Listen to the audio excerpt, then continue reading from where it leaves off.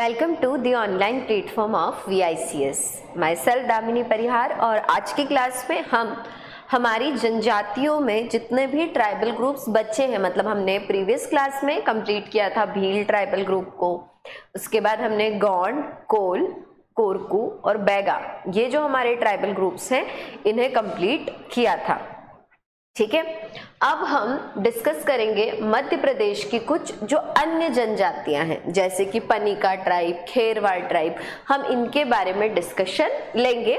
और ये जो ट्राइब्स हैं ये मध्य प्रदेश में ज़्यादा जनसंख्या में नहीं है, मतलब ये बहुत बड़ी जनजातियां नहीं हैं। अगर हम जनसंख्या के स्तर पर देखें, on the basis of population अगर हमें कंसिडरेशन में ले, तो ये इतनी बड़ा जनसंख्या वर्ग नहीं है। तो इसीलिए हमारे यहाँ पर इनकी जो प्रथाएं हैं वो हम इतने विस्तृत तौर पर, या हम इसको बहुत ही ज़्यादा एलोब्रेटेड वे में नहीं पढ़ेंगे। तो याद रखेंगे कि हमें इन ट्राइबल ग्रुप्स के बारे में बेसिक्स ही पढ़ने हैं, है ना। चलो, तो अगर हम बात करते हैं पनिका ट्राइब की, तो पनिका ट्राइब जो है बेसिकली ऐसा माना जाता है कि जो कबीर पानी पर नौकायन कर रहे थे, ठीक है, तो उनकी जान को पनिका महिलाओं ने बचाया था। तो अगर आपसे कोई पूछे कि कबीर के जीवन से जुड़ी मध्य प्रदेश की या कौन सी जनजाति कबीर के जीवन से जुड़ी है, तो आप याद रखेंगे कि जो पनिका जनजाति है या पनिका जनजाति की जो महिलाएं हैं, इन्होंने क्या किया था, कबीर की जान को बचाया था। अगर हम उत्पत्ति की बात करें या इनका जो ओरिजिन है वो किस रेस से देखा जाता है, तो आप देख सकते हैं कि जो पनिका ट्राइब है ये द्राविडियन रेस से बिलोंग करती है। किससे बिलोंग करती है? पनिका ट्राइब जो है ये द्रविड़ जाति से संबंध रखती है। याद रखेंगे, अगर मध्य प्रदेश में हम इनका ज्योग्राफिकल डिवीजन देखें, भौगोलिक विस्तार के स्तर पर बात करें, तो जो पनिका जनजाति है मध्य प्रदेश के 4 प्रमुख जिलों, जो कि है सीधी, शहडोल, अनूपपुर और उमरिया के क्षेत्र में इनका निवास है। कहाँ पर? सीधी, शहडोल, अनूपपुर और उमरिया के क्षेत्र में हम ये देखते हैं कि जो पनिका ट्राइब है इनका भौगोलिक विस्तार देखने को मिलता है। अगर हम इनके आर्ट एंड कल्चर की बात करें और खाद्य पदार्थ की बात करें, तो पनिका जनजाति जो है ये मुख्य रूप से वेजिटेरियन है, प्योरली वेजिटेरियन है, शुद्ध शाकाहारी जनजाति वर्ग है। उड़द, मूंग, पल्स और पेच और राइस ये खाते हैं। मतलब क्या है कि ये एक बेसिकली कैसी जनजाति है, ये बेसिकली एक वेजिटेरियन ट्राइबल ग्रुप है। अगर हम इनके मैरिज कस्टम की बात करें, तो लमसेनिया, घुसपेटिया, देवर भाभी, ब्राइड प्राइस प्रैक्टिस यहाँ पर प्रिविलेंट है। तो याद रखेंगे कौन कौन सी यहाँ पे विवाह संस्कार है, लमसेना, घुसपेटिया, देवर भाभी। याद रखेंगे कौन कौन से है, लमसेना, घुसपेटिया और देवर भाभी। अब यहाँ से जो पनिका ट्राइब है उससे जो एक बहुत इंपॉर्टेंट क्वेश्चन बनता है कि कौन सी जनजाति, मध्य प्रदेश की कौन सी जनजाति खुद को कबीरहा या कबीरा नाम से संबोधित करती है। ये कबीरा भी हो सकता है और कबीरहा भी हो सकता है कि मध्य प्रदेश की कौन सी जनजाति स्वयं को कबीरा या कबीरहा नाम से संबोधित करती है। तो याद रखेंगे कि जो पनिका जनजाति के लोग हैं ये स्वयं को क्या कहते हैं, कबीरा या कबीरहा नाम से संबोधित करते हैं। अगर हम बात करें कि ये जो जनजाति है ये किस धर्म से सबसे ज्यादा इन्फ्लुएंस है, तो हिंदू धर्म से पनिका जनजाति अत्यधिक प्रभावित है। कौन से धर्म से? हिंदू धर्म से पनिका जनजाति अत्यधिक प्रभावित है। अगर हम महत्वपूर्ण देवताओं की बात करें, तो सूर्य, चंद्रमा, इंद्र, हनुमान और दूल्हा देव इनके क्या है, इंपॉर्टेंट इनके डिटीज है, इनके प्रमुख देवता हैं। इकोनॉमी के स्तर पर बात करें तो ये परंपरागत रूप से बुनकर हैं, ये ट्रेडिशनल वेवर है। क्या है ये? परंपरागत रूप से ये बुनकर हैं। और एग्रीकल्चर जो है इनकी डोमिनेंट इकोनॉमिक एक्टिविटी है। कृषि इनकी प्रमुख आर्थिक गतिविधि है। कौन सी? कृषि जो है इनकी प्रमुख आर्थिक गतिविधि है। अब देखो हमारी कुछ इंपॉर्टेंट ट्राइब बची हुई है, जैसे कि बेगा, भारिया और सहरिया, ये भी मध्य प्रदेश की बहुत इंपॉर्टेंट ट्राइब है। बट इन तीनों ट्राइबल ग्रुप्स को हमने एक संज्ञा दी है, क्या बोला जाता है इन्हें? Particularly vulnerable tribal groups. क्या बोला जाता है? पर्टिकुलरली वल्नरेबल ट्राइबल ग्रुप्स, विशेष रूप से पिछड़ी जनजातियां। तो हम आज के क्लास में जो छोटी जनजातियां हैं उन्हें चर्चा में ले रहे हैं, पर कल की क्लास में हम विशेष रूप से पिछड़ी जनजातियों के बारे में चर्चा करेंगे। किसके बारे में चर्चा करेंगे? विशेष रूप से पिछड़ी जनजातियों के बारे में हम चर्चा करेंगे। तो पनिका ट्राइब से आपके 2 क्वेश्चन बनते हैं प्रीलिम के कि कौन सी जनजाति खुद को कबीर से संबंधित बताती है, तो वो हो जाएगी पनिका ट्राइब। दूसरी, किस जनजाति के लोग खुद को कबीरहा बोलते हैं, कबीरा या कबीरहा बोलते हैं? तो पनिका जनजाति जो है, इस जनजाति के लोग खुद को क्या बोलते हैं? कबीरा या कबीरहा नाम से संबोधित करते हैं। अब अगर हमारी नेक्स्ट ट्राइबल ग्रुप की बात करें तो हमारा नेक्स्ट ट्राइबल ग्रुप है आपका अगरिया। अब अगरिया को अगर हम एज अ वर्ड देखें ना, एज अ वर्ड अगर हम देखें तो हम ये पाते हैं कि Agaria is something which is associated with fire, है ना, ये आग से जुड़ा हुआ है। तो याद रखेंगे अगरिया जो है बेसिकली ये एक सब ट्राइबल ग्रुप है। ये क्या है? ये जनजाति के अंतर्गत आने वाला ही एक जनजाति समूह है, मतलब कि ये एक उप जनजाति है। अब अगर उप जनजाति है तो इसकी कोई बड़ी जनजाति तो होगी। तो प्रीलिम का एक क्वेश्चन बनेगा यहाँ से कि कौन सी जनजाति अगरिया किस जनजाति की उप जनजाति है ना। क्वेश्चन क्या बनेगा? अगरिया इज अ सब tribal group of which tribal group? क्या बनेगा? अगरिया इज अ सब tribal group of which tribal group? तो याद रखेंगे अगरिया जो है बेसिकली ये गौंड की उप जनजाति है। किसकी उप जनजाति है? गौंड जनजाति की ये एक उप जनजाति है। अगर हम इस शब्द की उत्पत्ति की बात करें कि अगरिया शब्द की उत्पत्ति किस शब्द से हुई है, तो अगरिया शब्द की उत्पत्ति हुई है आग से, है ना, आग शब्द से हुई है, जिसका मतलब होता है अग्नि, फायर, है ना, आग लगा दो दुनिया में, इतना अच्छा पढ़ो, ठीक है। तो अगरिया शब्द की उत्पत्ति किससे हुई है? आग से हुई है, और जिसका अर्थ क्या होता है? जिसका अर्थ होता है अग्नि। अगरिया ट्राइब जो है ये फायर और मेल्टिंग आयरन से के साथ काम करते हैं। मतलब क्या कि अगर हम इनकी बात करें कि इनका काम क्या होता है, तो जो लोहे से जो बनते हैं, जैसे कि तवा बना है, संडासी बनी है ना, चिमटा बना होता है, तो लोहे के जो बर्तन होते हैं या लोहे के जो उपकरण होते हैं जिन्हें आग को पिघलाकर बनाया जाता है। कैसे बनाया जाता है? आग पिघलाकर जब हम क्या बनाते हैं? लोहे के उपकरण बनाते हैं। तो ये जो काम है ये एक विशेष जनजाति से संबंधित काम है, या एक विशेष जनजाति इस प्रकार के व्यवसाय से जुड़ी है ना। तो उस जनजाति का नाम क्या है? अगरिया ट्राइब। तो यहाँ से 3 क्वेश्चन बनते हैं। अगरिया जनजाति जो है ये किस जनजाति की उप जनजाति है? तो याद रखेंगे अगरिया जो है बेसिकली ये गौंड जनजाति की उप जनजाति है। नेक्स्ट, अगरिया शब्द की उत्पत्ति किस शब्द से हुई है? तो अगरिया की उत्पत्ति हुई है आग शब्द से। किससे? आग शब्द से अगरिया की उत्पत्ति हुई है। आग शब्द का अर्थ क्या होता है? आग शब्द का अर्थ होता है अग्नि।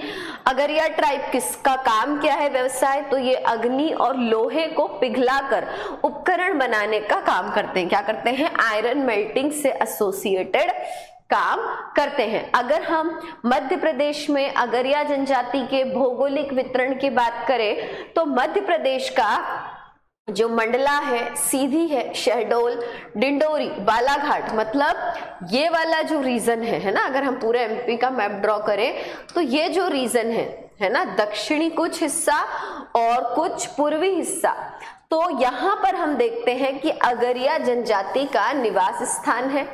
इनकी हम कला और संस्कृति के स्तर पर बात करें तो अगरिया जनजाति मुख्य रूप से पोर्क खाती है, मतलब सुअर का मांस खाना पसंद करते हैं, और उड़द की दाल इनको काफी ज्यादा पसंद होती है। अगर हम यहाँ पर बात करें मैरिज सिस्टम की तो यहाँ पर मोनोगैमस मैरिज का प्रिविलेंस है। मोनोगैमस मतलब एक एकल विवाह मतलब जिसमें क्या होता है, एक हस्बैंड की एक वाइफ और एक वाइफ का एक हस्बैंड होता है। एकल पत्नी विवाह भी होता है, बट यहाँ पर ब्राइड प्राइस वधू मूल्य का प्रचलन है। मतलब कि अगर आप किसी से शादी करते हैं और आप अगरिया जनजाति से संबंधित है तो आपकी जो पत्नी होगी उसके लिए आपको क्या देना पड़ेगा, पत्नी के घर वालों को कुछ पैसे देने पड़ेंगे। मतलब वधू मूल्य का प्रचलन यहाँ पर देखा जाता है। और यहाँ पर विधवा जो पुनर्विवाह है इसे भी अनुमति दी गई है। Widow remarriage is also allowed in Agaria tribe. याद रखेंगे आप। अगरिया ट्राइब के धर्म की बात करें तो ये एक बहुत इंपॉर्टेंट क्वेश्चन है जो कि प्रीलिम में आ सकता है कि लोहासुर किस जनजाति के प्रमुख देवता है। क्या क्वेश्चन पूछा जाएगा कि जो लोहासुर है ये किस जनजाति के प्रमुख देवता हैं। तो लोहासुर जो है बेसिकली अगरिया जनजाति के प्रमुख देवता माने जाते हैं। किस जनजाति के, अगरिया जनजाति के जो प्रमुख देवता हैं इन्हें लोहासुर बोलते हैं। वे काले मुर्गे की बलि और देवताओं को बलि के रूप में देते हैं ना। तो मतलब क्या कि ये काले मुर्गे की बलि देते हैं देवताओं को, ठीक है। मतलब काले मुर्गे को देवता को बलि के रूप में ये देते हैं। और ये आयरन स्मिथ लोहार का काम करते हैं और माइनिंग एक्टिविटी से भी जुड़े होते हैं। मतलब क्या कि ये लोहार का काम, खनन क्षेत्र में काम, माइनिंग एक्टिविटी में इनका वर्क होता है। अगर हम इनकी सामाजिक प्रथाओं की बात करें तो उड़द की दाल को अगरिया जनजाति में एक बहुत महत्वपूर्ण रूप से देखा जाता है। मेहमानों के स्वागत के लिए, ब्राइड प्राइस के रूप में, है ना, दुल्हन के दाम के लिए या वधू मूल्य, इसको दुल्हन के दाम की जगह लिखे, वधू मूल्य के रूप में भी पेश किया जाता है। किस रूप में, वधू मूल्य के रूप में भी उड़द की दाल को पेश किया जाता है। नेक्स्ट आती है सबसे रंग बिरंगी और सबसे सजी धजी ट्राइबल ग्रुप की बात करते हैं तो बंजारा लोग हैं। बंजारा लोग बेसिकली नोमेडिक होते हैं, मतलब घुमंतु जनजाति है, एक स्थान पर नहीं रहते। ये एक स्थान से दूसरे स्थान क्या करते हैं, परिवर्तित होते रहते हैं। और ये किस में रहते हैं, ये कबीला ट्रेडिशन में रहते हैं, ये क्लान ट्रेडिशन में रहते हैं और कबीला परंपरा से ये अत्यधिक प्रभावित होते हैं।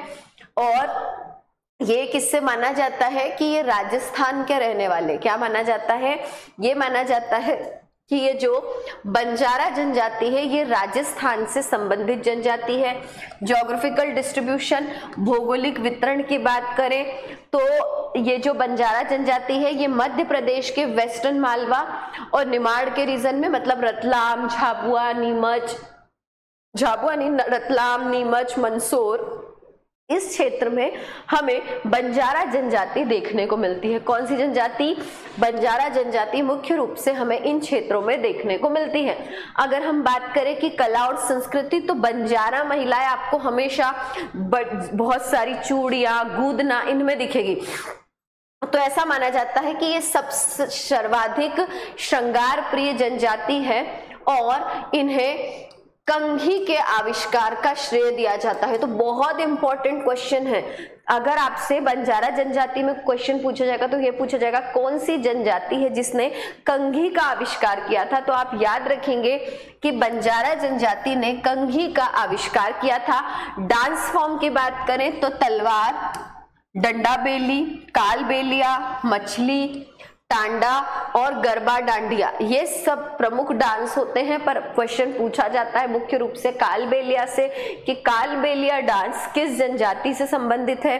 तो आपको पता होना चाहिए कि कालबेलिया जो नृत्य है ये बंजारा जनजाति से संबंधित है। अगर हम रिलीजन की बात करें, बहुत इंपॉर्टेंट क्वेश्चन है बंजारा ट्राइब से कि बंजारा जनजाति जो है ये किस रिलीजन से इन्फ्लुएंस्ड है। तो ये हिंदुइज्म और सिखिज्म, सिख धर्म और हिंदू धर्म दोनों धर्मों से प्रभावित है। कौन कौन से, सिख धर्म से भी प्रभावित है और हिंदू धर्म से भी प्रभावित है। और गुरु ग्रंथ साहब, ठीक है, ये गुरु ग्रंथ साहब में जो उदासी, अरदास होती है उनका जाप करते हैं विवाह के समय। तो याद रखेंगे कि विवाह के समय जो बंजारा जनजाति है इसमें गुरु ग्रंथ साहब में जो अरदास लिखी होती है उन्हें पढ़ा जाता है। इकोनॉमी की बात करें तो ये एक ट्रेडिंग कम्युनिटी है जो ट्रेवल करती है डिफरेंट प्लेस और प्रोडक्ट्स को सेल करती है, और ये बेसिकली एग्रीकल्चरल एक्टिविटी और दिहाड़ी मजदूरी के रूप में काम करते हैं। कैसे काम करते हैं?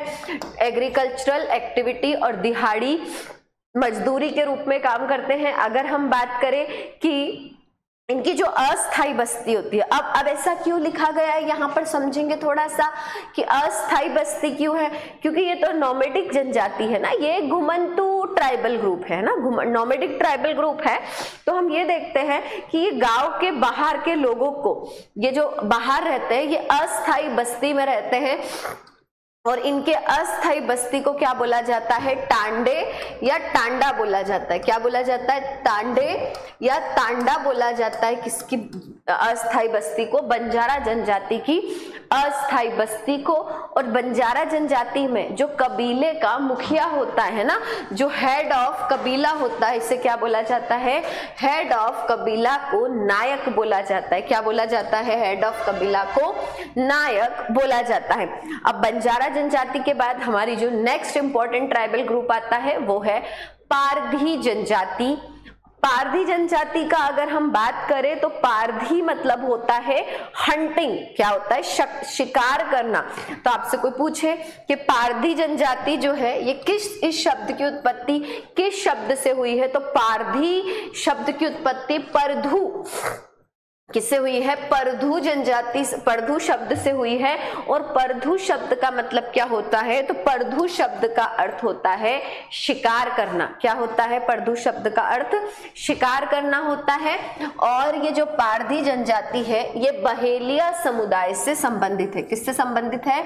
ये बहेलिया समुदाय से संबंधित एक जनजाति है। ज्योग्राफिकल डिस्ट्रीब्यूशन की बात करें, भौगोलिक वितरण की बात करें तो मध्य प्रदेश के जो उत्तरी और अगर हम बात करें कुछ सेंट्रल रीजन है जैसे कि भोपाल, रायसेन, अशोकनगर, गुना, सीहोर के क्षेत्र में हमें पारधी जनजाति देखने को मिलती है। मैप को आप हमेशा अपने साथ रखेंगे जब भी हम जनजाति के बारे में चर्चा करेंगे। अगर हम पारधी जनजाति की उप जनजातियों की बात करें तो इनकी 8 सब ट्राइबल ग्रुप हैं। फांस पारधी, चीता, भील, लंगोटी, गौसाई, करगार, और उसके बाद ये मेजर इनके ट्राइबल ग्रुप है। और अगर हम इनके आर्ट और कल्चर की बात करें तो इनका जो संस्कृति है मराठी, गुजराती और राजपूत समुदाय से जुड़ी है। किससे जुड़ी है? मराठी, गुजराती और राजपूत समुदाय से पारधी जनजाति की संस्कृति जुड़ी है। और धर्म की बात करें तो ये देवी की पूजा करते हैं, महादेव की पूजा करते हैं। और ये क्वेश्चन आता है कि पारधी जनजाति को शिकार करने की कला किस जनजाति से प्राप्त हुई है, तो किस देवता से प्राप्त हुई है? तो महादेव से इन्हें शिकार करने की कला प्राप्त हुई है। और पारधी जनजाति का मुख्य व्यवसाय, मेन ऑक्यूपेशन भी क्या है? तो पारधी जनजाति का मेन ऑक्यूपेशन है शिकार करना। They catch and sell animals and birds. ये क्या करते हैं? ये जानवरों और पक्षियों को पकड़ते और बेचते हैं। याद रखेंगे सामाजिक संरचना की बात करें तो इनका जो विलेज होता है इसे बोला जाता है पारधी वाला। क्या बोला जाता है? पारधी जनजाति का जो गांव होता है इसे पारधी वाला बोला जाता है। और ये ऐसी झोपड़ियों में रहते हैं जिसमें किसी भी प्रकार की खिड़की या विंडो नहीं होती। और ये क्या कहलाते हैं? ये उर्राव और धनगर जनजाति में इन्हें कुर्रख भी कहा जाता है। ठीक है, तो they are also called Kurukh, Oraon और धनगर ट्राइब। क्या कहलाते हैं? उराव, धनगर और कुरख ट्राइब कहलाते हैं। ये द्रविड़ियन रेस से बिलोंग करते हैं जो कि साउथ इंडिया से आती है। किससे बिलोंग करते हैं? द्रविड़ नस्ल से बिलोंग करते हैं जो कि दक्षिण भारत से संबंधित है। ज्योग्राफिकल डिस्ट्रीब्यूशन की बात करें तो मध्य प्रदेश का जो ईस्टर्न रीजन है, जो पूर्वी क्षेत्र है, उन क्षेत्र के जिलों से मुख्य रूप से पारधी जनजाति संबंधित है। सीधी, सिंगरौली, अनूपपुर, शहडोल। कौन कौन से हैं? सीधी, सिंगरौली, अनूपपुर, शहडोल। और इसके बाद आती है हमारी उरांव जनजाति। उरांव जनजाति की बात करें तो उरांव जनजाति की उप जनजाति है हमारी, अगर हम बात करें तो है मिंज, लकड़ा और केरकटा। कौन कौन सी है? मिंज, लकड़ा, केरकटा। और इनकी जो भाषा है उरांव जनजाति की, ये कुरुख भाषा है। यहाँ से इंपॉर्टेंट क्वेश्चन पूछा जा सकता है कि उरांव जनजाति की कौन सी भाषा से संबंध रखते हैं, तो ये कुरुख लैंग्वेज से संबंध रखते हैं। और इनका जो युवा गृह होता है, यूथ शेल्टर, इसका नाम है धुमकोरिया। अगर उरांव जनजाति से कोई भी, देखो हम प्रीलिम एसोसिएटेड पढ़ रहे हैं तो इन डेप्थ तो पढ़ेंगे नहीं, हमको सिर्फ उतना पढ़ना है कि हमारा प्रीलिम क्लियर हो जाए।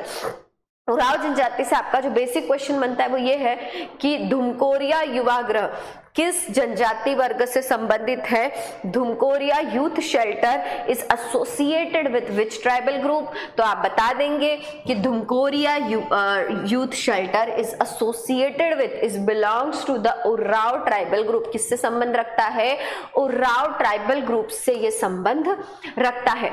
अगर हम यहाँ पर विवाह संस्कार की बात करें तो ढुंकू याद रखेंगे आप ये दोनों स्किप कर सकते हैं। ढुंकू जो विवाह संस्कार है या ढुंकू जो मैरिज कस्टम है, ये प्रिविलेंट है किसमें? उरांव ट्राइबल ग्रुप में। फेस्टिवल की बात करें तो सारना पूजा, कर्मा पूजा और काल देव पूजा मेजर इनके त्योहार है, याद रखेंगे। अब देखो मैं बोल रही हूँ याद रखेंगे, याद रखेंगे, याद रखेंगे, बिल्कुल याद रखना है। क्यों? क्योंकि ज्यादा क्वेश्चन इन ट्राइबल ग्रुप से नहीं बनते है ना, याद रखना है। बस 2-4 क्वेश्चन बन रहे हैं, हमें वही जितने मैं आपको क्लास में चलते टाइम बोल रही हूँ ये क्वेश्चन याद रखना। तो आप बैक साइड कॉपी में लिख लो, बस वही 2-3 क्वेश्चन इंपॉर्टेंट है इनसे। इनके अगर हम डांस फॉर्म की बात करें तो सरहुल, कर्मा और घुड़िया डंडा। कौन कौन से? सरहुल, कर्मा और घुड़िया डंडा जो है ये मेजर डांस फॉर्म है किसके? उरांव ट्राइबल ग्रुप के। और इनका जो धार्मिक स्थल होता है, जो रिलीजियस प्लेस होता है, उसे क्या कहा जाता है? उसे बगिया कहा जाता है। क्या कहा जाता है? इनका जो धार्मिक स्थल होता है इसे बगिया कहा जाता है। उरांव ट्राइबल ग्रुप के लोग हिंदू धर्म का पालन करते हैं, लेकिन ईसाई परंपरा भी इनमें देखी जाती है। कौन सी? ईसाई परंपरा भी इनमें देखी जाती है। सोशल स्ट्रक्चर की बात करें तो समुदाय का मुखिया महतो कहलाता है, जबकि पुजारी जो होता है उरांव जनजाति का, इसको बेगा कहा जाता है। जनजाति का विवाद परहार राजा द्वारा सुलझाया जाता है। तो अगर आपसे पूछा जाए कि dispute resolving authority in Oraon tribe या ट्राइबल ग्रुप या उरांव जनजाति में विवाद निपटान हेतु जो संस्था है उसे क्या बोला जाता है? परहार राजा बोला जाता है। क्या बोला जाता है? परहार राजा बोला जाता है, याद रखेंगे। नेक्स्ट आती है हमारी मुड़िया जनजाति। मुड़िया ट्राइबल ग्रुप बहुत इंपॉर्टेंट है। मुड़िया ट्राइबल ग्रुप से एक चीज याद रखेंगे कि जो मुड़िया जनजाति है इनमें एक नृत्य होता है, गोरुल नृत्य, है ना, गोरुल नृत्य। ठीक है, जैसे हमने कोरकू जनजाति में पढ़ा था कि कोरकू जनजाति का प्रमुख नृत्य है थापटी नृत्य। याद रखेंगे कि कोरकू जनजाति का, है ना, कोरकू ट्राइबल ग्रुप का जो मेजर डांस है वो कौन सा है? वो है थापटी डांस। याद रखेंगे कौन सा डांस है? थापटी डांस है किसका? कोरकू ट्राइबल ग्रुप का। उसी हिसाब से अगर हम देखें तो जो मुड़िया ट्राइबल ग्रुप है इनमें होता है एक गौर नृत्य। कौन सा नृत्य? गौर नृत्य। और इस गौर नृत्य को वेरियर एल्विन ने क्या बताया था कि ये बेस्ट डांस फॉर्म है। क्या बताया था वेरियर एल्विन ने? कि जो गौर नृत्य है ये बेस्ट डांस फॉर्म है। याद रखेंगे अगर पूछा जाए कि मुड़िया जनजाति का निवास स्थान कौन सा, ये कहाँ रहती है, तो मुड़िया जनजाति मध्य प्रदेश और छत्तीसगढ़ की सीमा में पाई जाती है। कहाँ पाई जाती है? मध्य प्रदेश और छत्तीसगढ़ की सीमा में पाई जाती हैं। प्रमुख नृत्य है गौर नृत्य, जिसको वेरियर एल्विन ने सर्वश्रेष्ठ नृत्य बताया है।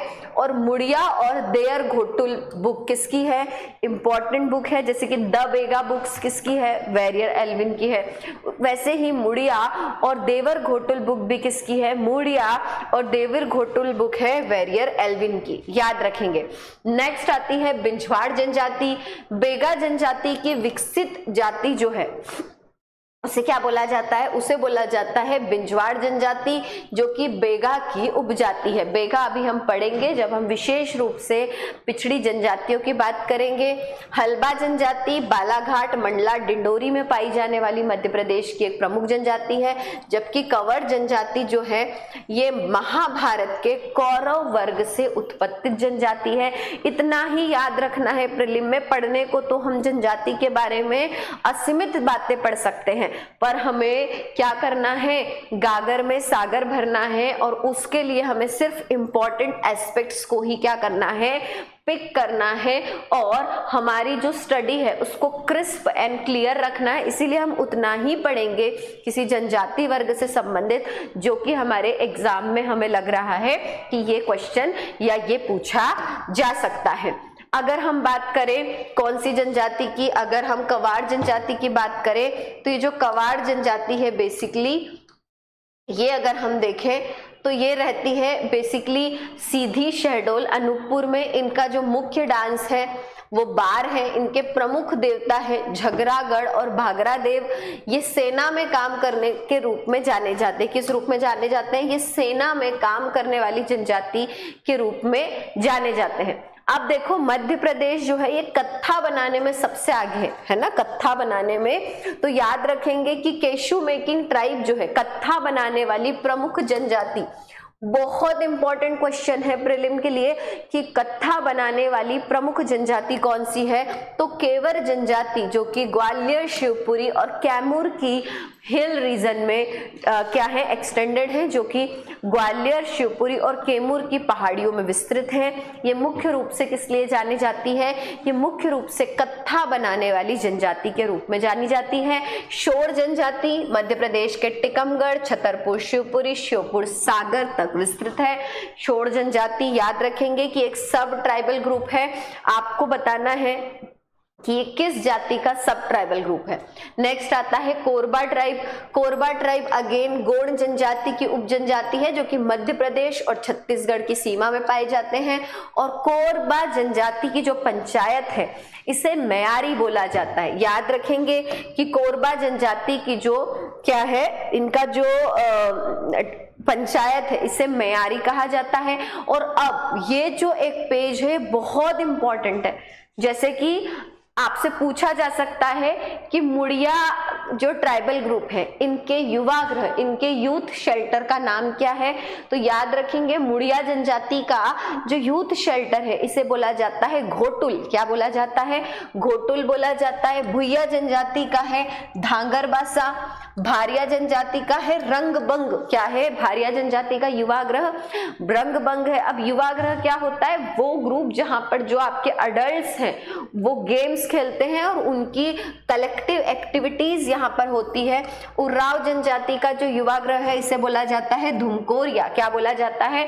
धुमकोरिया। और मुंडा जनजाति का जो युवागृह है इसे बोला जाता है गतिओरा। क्या बोला जाता है? इसे गतिओरा बोला जाता है। तो याद रखेंगे कि जो मुड़िया जनजाति है इसके युवागृह को क्या बोला जाता है? घोटुल बोला जाता है। भुइया जनजाति के जो युवागृह है इसे धांगरबासा बोला जाता है। भारिया जनजाति का जो युवागृह है इसे रंगबंग बोला जाता है। उराव जनजाति का जो युवागृह है इसे धुमकोरिया बोला जाता है। और मुंडा जनजाति का जो युवागृह है इसे गतिओरा बोला जाता है।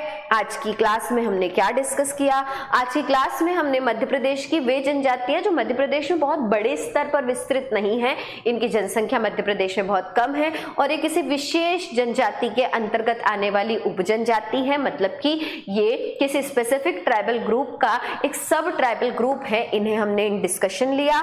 नेक्स्ट क्लास में हम हमारी कुछ इंपॉर्टेंट ट्राइबल ग्रुप जैसे कि बेगा, भारिया, सहरिया जो कि पर्टिकुलरली वल्नरेबल ट्राइबल ग्रुप्स हैं, इनके बारे में डिस्कशन करेंगे।